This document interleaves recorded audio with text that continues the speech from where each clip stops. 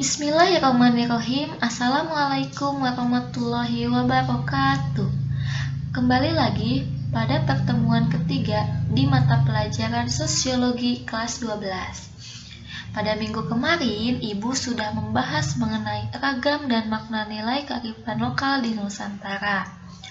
Nah, pertemuan kali ini, Ibu akan menjelaskan tentang strategi pemberdayaan masyarakat melalui nilai-nilai kearifan lokal.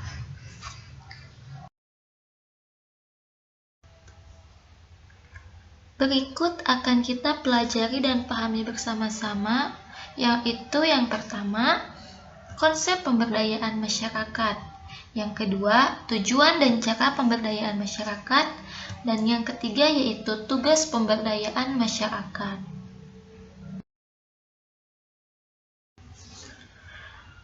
Pertama, Ibu akan menjelaskan mengenai konsep pemberdayaan masyarakat. Sebenarnya, apa sih pemberdayaan itu? Pemberdayaan sebagai proses mengembangkan, memandirikan, menswadayakan, dan memperkuat posisi tawar-menawar masyarakat lapisan bawah terhadap kekuatan-kekuatan penekan di segala bidang dan sektor kehidupan. Pemberdayaan masyarakat akan terjadi apabila warganya ikut berpartisipasi. Hal ini dikarenakan suatu usaha hanya berhasil dinilai sebagai pemberdayaan masyarakat. Jadi, pemberdayaan masyarakat yaitu proses pembangunan di mana masyarakat berinisiatif untuk memulai proses kegiatan sosial untuk memperbaiki situasi dan kondisi diri sendiri.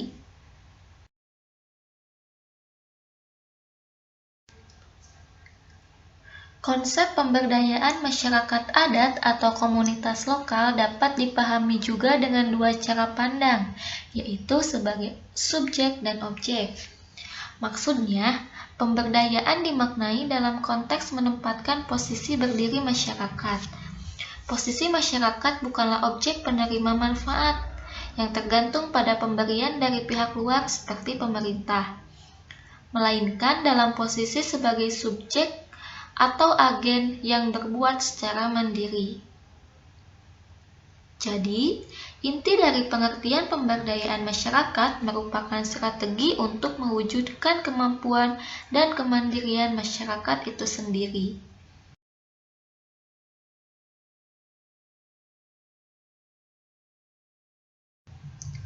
Yang kedua yaitu tujuan dan cara pemberdayaan masyarakat. Tujuan pemberdayaan masyarakat adalah memampukan dan memandirikan masyarakat, terutama dari kemiskinan dan keterbelakangan, atau kesenjangan atau ketidakberdayaan. Kemiskinan dapat dilihat dari indikator pemenuhan kebutuhan dasar yang belum mencukupi atau layak.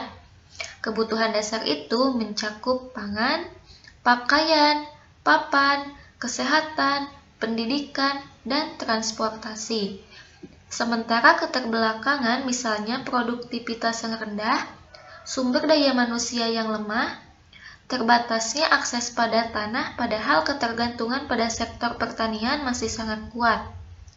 Melemahnya pasar-pasar lokal atau tradisional karena dipergunakan untuk memasok kebutuhan perdagangan internasional. Dengan perkataan lain, masalah keterbelakangan menyangkut struktural atau kebijakan dan kultural. Selanjutnya, ada beberapa cara yang dapat menjadi pertimbangan untuk dipilih dan diterapkan dalam pemberdayaan masyarakat. Menurut Kartasasmita, dikutip dari Sumaryadi pada tahun 2003, ada 3 cara. Yang pertama, menciptakan suasana atau iklim yang memungkinkan potensi masyarakat berkembang atau enabling. Di sini, titik tolaknya adalah pengenalan bahwa setiap manusia, setiap masyarakat memiliki potensi yang dapat dikembangkan. Yang kedua, memperkuat potensi atau daya yang dimiliki masyarakat atau empowering. Dalam pemberdayaan ini, upaya yang amat pokok adalah peningkatan taraf pendidikan, derajat kesehatan, serta akses ke dalam sumber-sumber kemajuan ekonomi, seperti modal, teknologi, informasi, lapangan kerja, dan pasar. Dan yang ketiga yaitu memberdayakan mengandung pula arti melindungi. Dalam proses pemberdayaan, harus dicegah yang lemah menjadi bertambah lemah karena kekurang-berdayaan dalam menghadapi yang kuat. Oleh karena itu, perlindungan atau pemihakan kepada yang lemah amat mendasar sifatnya dalam konsep pemberdayaan masyarakat. Cara yang kedua yaitu program pembangunan desa. Ada 4 program. Yang pertama, program pembangunan pertanian. Tujuan utamanya yaitu untuk meningkatkan output dan pendapatan para petani. Yang kedua, program industrialisasi pedesaan. Tujuan utamanya untuk mengembangkan industri kecil dan kerajinan. Program yang ketiga yaitu pembangunan masyarakat terpadu. Tujuan utamanya untuk meningkatkan produktivitas, memperbaiki kualitas hidup penduduk, dan memperkuat kemandirian. Dan yang terakhir yaitu strategi pusat pertumbuhan.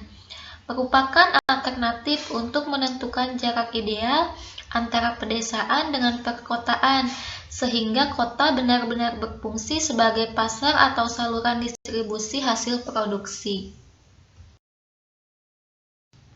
Pembahasan yang terakhir yaitu tugas pemberdayaan masyarakat. Pemberdayaan masyarakat bisa dilakukan oleh banyak elemen seperti pemerintah, perguruan tinggi, LSM atau lembaga swadaya masyarakat, partai politik, aktor-aktor masyarakat sipil, komunitas lokal, dan lain sebagainya. Setiap desa sudah terbentuk KPM atau Kader Pemberdayaan Masyarakat. Maka, kemitraan KPM dan pemerintah desa perlu didorong untuk bersama-sama melakukan pemberdayaan masyarakat.